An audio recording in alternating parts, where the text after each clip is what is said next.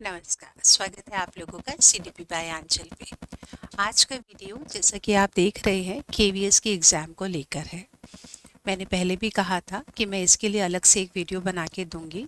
तो इस वीडियो में हम देखेंगे कि केवीएस का अगर इस बार नोटिफिकेशन से आना एक्सपेक्टेड है तो उसके लिए आपको पेडागोजी वाले पार्ट की तैयारी कैसे करनी है।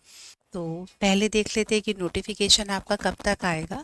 तो मार्च अप्रैल तक आपका नोटिफिकेशन एक्सपेक्टेड है। ठीक है, तो पहला जो एक आप लोगों के मन में सवाल आ रहा होगा, वैकेंसी मैंने कहा था दोनों की अगर हम मिला लें तो 4000 तक है। DSSB की भी मिला लो या केवीएस की भी मिला लो।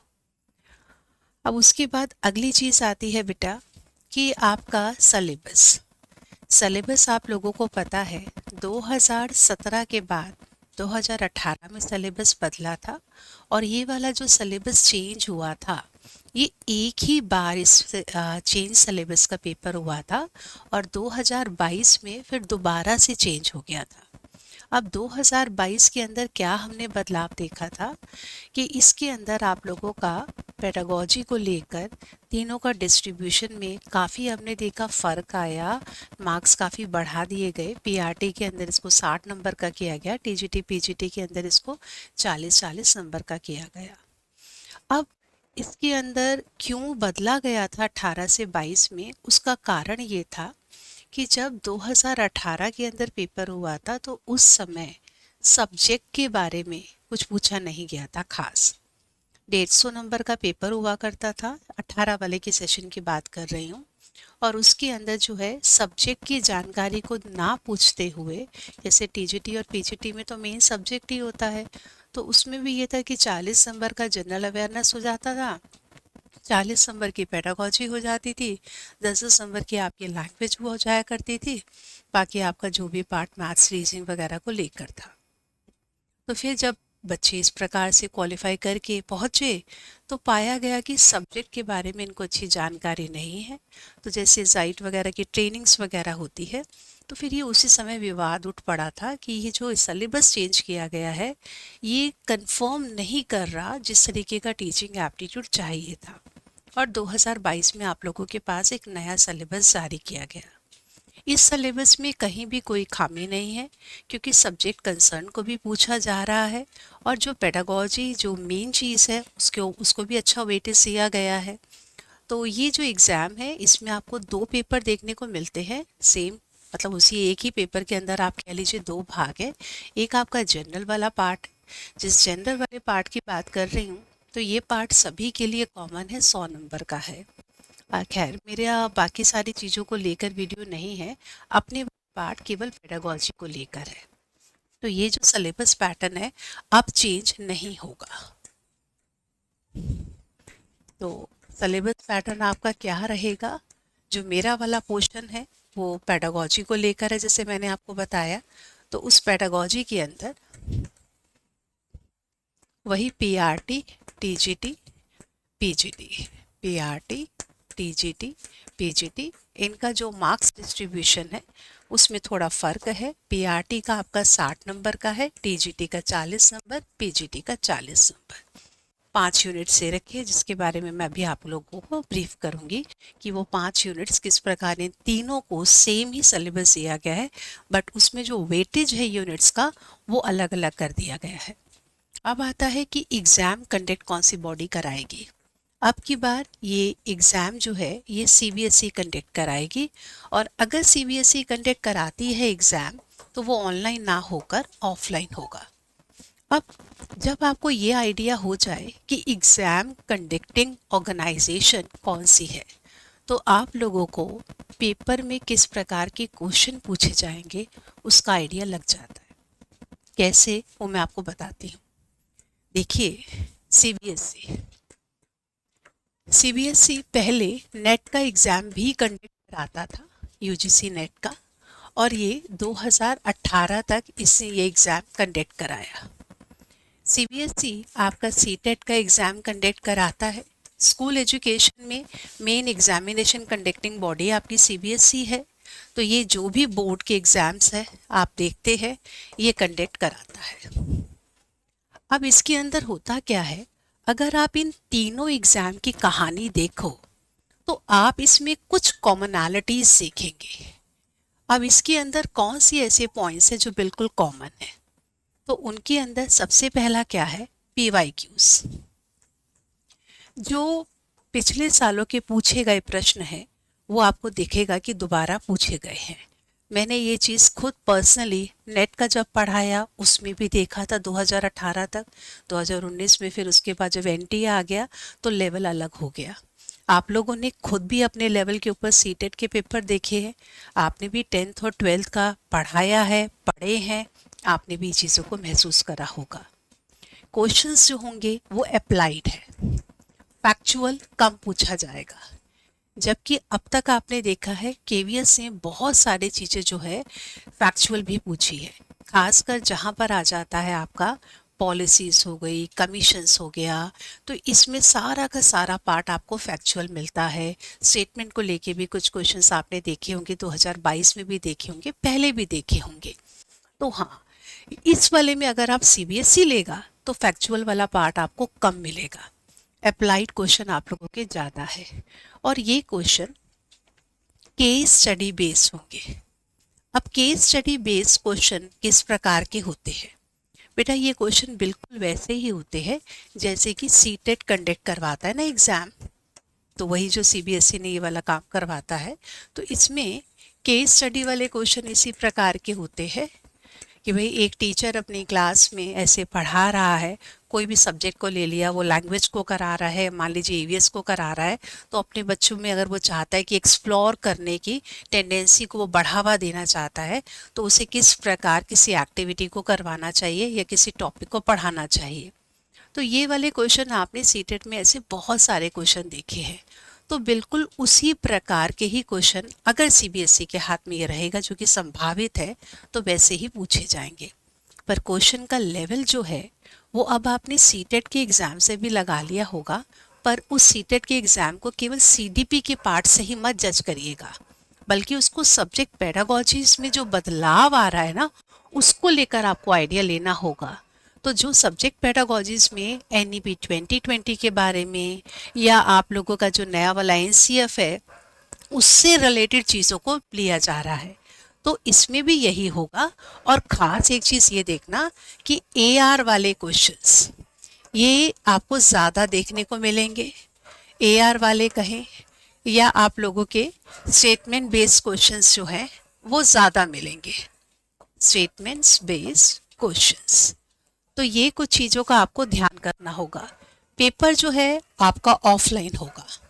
अब अगर ये पेपर ऑफलाइन होता है तो आप लोगों के लिए क्या, भाई नफ़ा नुकसान हर चीज़ में होते हैं तो इसमें भी होंगे, पर आप मेरिट्स के ऊपर अगर फोकस करते हैं तो मेरिट्स में क्या क्या चीज़ें हैं बेटा? सबसे पहली बात कि सभी बच्चों को एक ही पेपर मिलेगा, तो कहीं ना कहीं एक ही पेपर मिलने से बच्चों में ऐसी बात होती भी है और कई बार हमें भी देखने में लगा जब पेपर आप लोगों का कई शिफ्ट्स में कंडक्ट किया जाता है, जैसे पिछली बार हुआ कि एक दिन में 2-2 शिफ्ट के अंदर पेपर कंडक्ट किया गया था, तो उसमें बच्चों को ऐसा लगा कि शुरू में जो क्वेश्चन आए शुरू के दिनों में और जो बाद वाले टाइम में आए क्वेश्चंस में फ़र्क था। जैसे आपके केबीसी में होता है ना, शुरू वाले जो क्वेश्चन है वो आपके थोड़े सस्ते होते हैं, वो कोई आपके करोड़ का नहीं होता। तो ये चीज़ ऐसा देखने को लगा कि हाँ भाई क्वेश्चंस के लेवल में फ़र्क आता है। और सबसे बड़ी चीज़ से बच्चे बहुत परेशान हुए थे वो था नॉर्मलाइजेशन।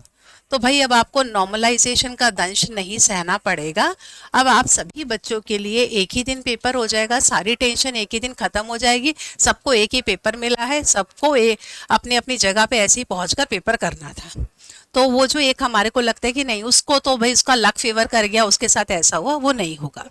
बाकी जो भी चीज़ें होंगी फिर जो भी कसर रह जाएगी वो आप लोगों को अपनी इंटरव्यू के अंदर पूरी करनी होगी। अब इंटरव्यू के लिए तो मेरे को लगता है कि हमें तब पहुंचना चाहिए इंटरव्यू तक, पहले एक बार तो आपका नोटिफिकेशन आ जाए, ताकि जो आपका 70% वाला पार्ट है वो 70% वाला पार्ट आपका रिटन एग्जामिनेशन को लेकर होगा। तो उसको लेकर आप पहले अपने लिए बिल्कुल श्योर हो जाइए कि हमें कैसे पढ़ना है। रही बात इंटरव्यू की, तो उसके लिए आप निश्चिंत रहिएगा। अगर आपने मेरे चैनल को विजिट किया होगा तो केवीएस का 2022 का जो 18th रैंक थी जिस बच्चे की, मोहित श्रीवास्तव करके, वो बच्चा मेरे मतलब उसको मैंने ही मेंटोर किया था। खैर अब इसका ज़्यादा बखान करना ठीक नहीं। तो इसके अंदर आपको काफ़ी फ़ायदे होंगे। अब दूसरी चीज़ क्या है आपके लिए कि आपका सिलेबस के अंदर जो 5 यूनिट से रखी है वो 5 यूनिट्स आपने कैसे पढ़नी है।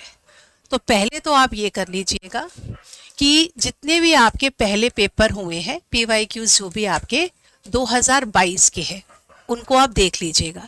लेकिन मैं ये नहीं कह रही कि उससे पहले वाले आप बिल्कुल मत देखिएगा, पहले वाले भी इक्वली इम्पॉर्टेंट है। 2022 से पहले जब इसका टीचिंग एप्टीट्यूड नाम हुआ करता था तो तब भी इसके अंदर काफ़ी अच्छे क्वेश्चंस हुआ करते थे, एक बार आप उनको भी देखिएगा। 2022 में बस ये है क्योंकि बहुत सारी शिफ्ट्स में पेपर हुआ है तो आपके पास एक बढ़िया कलेक्शन जो क्वेश्चंस का है वो तैयार होगा। लेकिन इसको करते हुए एक आपको सावधानी बरतनी होगी। You really need to be very cautious about it. There is no book in the market till date. तो कोई भी इसकी PYQ की बुक नहीं है। आप लोगों को YouTube के ऊपर हो सकता है कि PYQs के नाम के ऊपर KVS का मिल जाएगा, वो आप अपने लेवल पे देख लीजिएगा। और कई बार बहुत बड़ी बड़ी ऐसे आप लोगों को मोबाइल के ऊपर अपना देखते होंगे पेपर्स वगैरह मिल जाते हैं आपको। तो कई बार बड़ी बड़ी ऑर्गेनाइजेशंस के अंदर भी रेलवे का भी जो पिछले साल का पेपर बता रहे हैं वो पेपर ना देकर KVS का पेपर लगा के दे रखा है। तो आप लोगों को खुद अपने लेवल के ऊपर इस चीज़ को देखना होगा कि जो आप पेपर्स अटेम्प्ट कर रहे हैं पिछले सालों के वो वाकई ही KVS वाले ही हो। तो अपने लेवल के ऊपर आप पेपर्स को देख लीजिएगा। आंसर्स के लिए मैं आप लोगों को कुछ ऐसा रिकमेंड नहीं कर सकती कि हाँ भाई ऑथेंटिक आंसर्स उनके पास होंगे जो भी जहाँ से भी आप लेते हैं, क्योंकि कई बार क्या है कि जो बुक्स वगैरह अगर आपको मिल जाती तो शायद ये चीज़ ज़्यादा आपके लिए ईजिली एक्सेसिबल होता पेपर्स तक पहुँचना। एनीवेज वो जब आपका नोटिफिकेशन आउट होगा तो मार्केट में काफ़ी कुछ नया देखने को मिल जाएगा और यूट्यूब पर तो अभी से ही आपको मिल ही रहा होगा। अब रही बात ये 5 यूनिट्स की आपने तैयारी कहाँ से करनी है। तो बेटा इसके अंदर जो पहला वाला यूनिट है अंडरस्टैंडिंग द लर्नर, ये जो फर्स्ट 2 यूनिट्स है, पहला है आप लोगों का अंडरस्टैंडिंग द लर्नर, ये 15 मार्क्स की यूनिट है, ठीक है। इसी प्रकार जो सेकेंड वाले यूनिट है अंडरस्टैंडिंग टीचिंग एंड लर्निंग, शिक्षण व अधिगम की प्रक्रिया को समझना, ये 2 यूनिट्स आप लोगों की बहुत इम्पॉर्टेंट है। PRT के लिए तो ये पहली वाली जो है इसमें आप देखिए आपका आधा जो है वो कवर हो गया, 30 नंबर यहाँ पे कवर हो गए। और रही बात आप लोगों की TGT PGT की, तो पहला वाला उनका भी इसी प्रकार से है। तो उनका जो आखिरी वाली 3 यूनिट्स है वहाँ पर उनके लिए थोड़ा है कि डिवीजन जो होगा मार्क्स का वो थोड़ा कम हो जाएगा।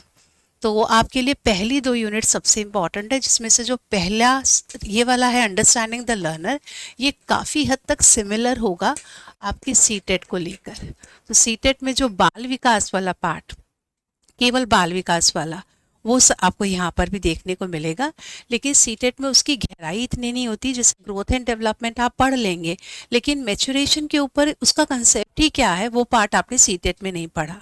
आपने सीटेट के अंदर पढ़ा है कि स्टेजेस आपकी ये होती है, लेकिन KVS में एक खास आपकी एडोलेसेंस की स्टेज है जिसके बारे में बहुत कुछ पूछा जाता है। उसका थियोरेटिकल बैकग्राउंड से लेके कि सबने उसके बारे में क्या क्या दिया है, कि हार्लॉक ने एडोलेसेंस की कितनी अवस्थाएं मानी है, कितने से कितनी उम्र तक माना है, गवर्नमेंट ने सेंट्रल लेवल के ऊपर एडोलेसेंस के लिए कौन कौन सी पॉलिसीज़ वगैरह को लेकर किया है, अलग अलग मनोवैज्ञानिकों ने इसके ऊपर कुछ खास अगर काम वगैरह किया है तो वो क्या है खास काम वगैरह। तो ये वाला पार्ट बहुत अच्छे से पूछा जाता है, ये पार्ट आप लोगों को सीटेट में नहीं मिलता है। फिर जो भी आप लोगों ने पढ़े हैं डोमेन्स ऑफ डेवलपमेंट, वो डोमेन्स ऑफ डेवलपमेंट को भी डिटेल में आपको पढ़ना है, वो पार्ट आपका सीटेट में मिसिंग था। तो कुछ ही पार्ट है जो सीटेट से मैच करेगा। टॉपिक का नाम देखकर आपको लगेगा कि हाँ ये तो हमने उसमें पढ़ा हुआ है, लेकिन फिर भी आपको काफ़ी गहराई में जाने की ज़रूरत है। अगला वाला जो पार्ट है आप लोगों का अंडरस्टैंडिंग टीचिंग एंड लर्निंग है। ये वो पार्ट है जिसको हम कहते हैं ना क्रक्स है आपकी पेडागोजी का। इसके अंदर मेन आपके जितने भी टीचिंग मेथड्स वगैरह है वही सारी चीज़ें हैं। थर्ड वाले में फिर आपका आता है creating a conducive learning environment. उस वाले पार्ट के अंदर आप लोगों के पास इंक्लूसिव एजुकेशन को लेकर यहाँ पे ज़्यादा है, क्रिएटिंग कंड्यूसिव लर्निंग एनवायरनमेंट।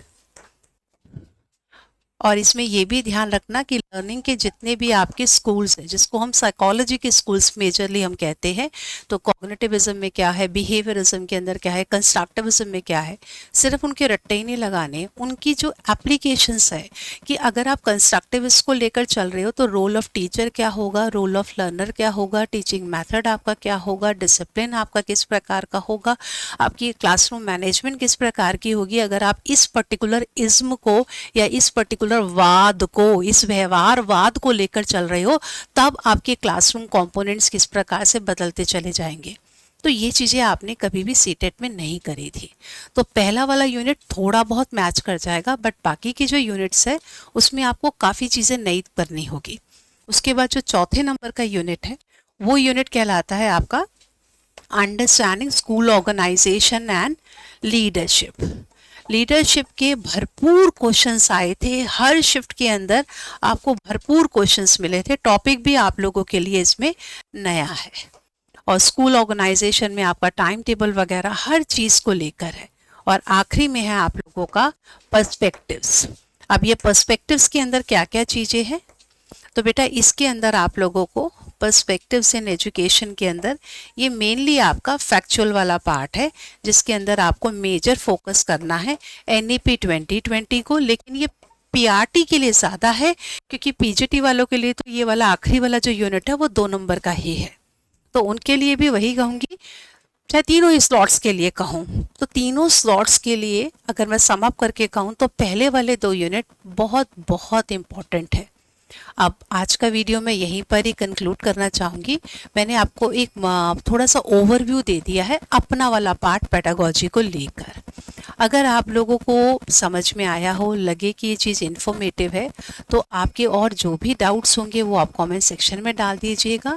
और जो बच्चे मुझे क्लासेस वगैरह के लिए कहते हैं, तो हाँ बेटा मैं क्लासेस शुरू करना चाहूँगी, पर अभी मैं कुछ इन्फॉर्मेटिव वीडियोस देकर आप लोगों को चाहूँगी कि आप बच्चों को अगर जोड़ेंगे तो ज़रूर आप लोगों को लाइव क्लासेस भी मिलेगी, जिसमें मैं मेन आप लोगों को क्वेश्चंस की ही प्रैक्टिस करवाऊंगी।